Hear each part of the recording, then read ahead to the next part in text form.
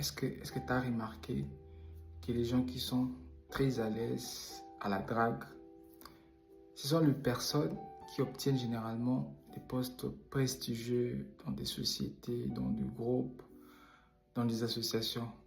Si tu n'as pas remarqué, moi j'ai remarqué ça. Et il y a une raison derrière ça, je t'explique. En fait, les personnes qui postulent pour des postes très ambitieux ou bien les personnes qui draguent facilement les femmes ont un point en commun. Et ce point en commun est cette capacité d'accepter un refus.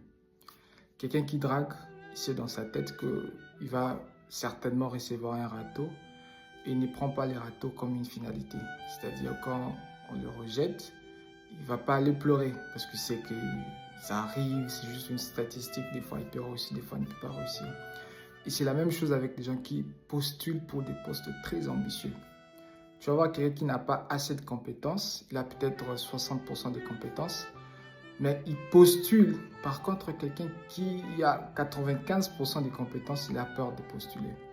Simplement parce que ces personnes ont maîtrisé ce courage, cette possibilité de savoir que ce que je suis en train de faire, certainement, je ne vais pas réussir, mais ça sera mieux pour moi de tenter.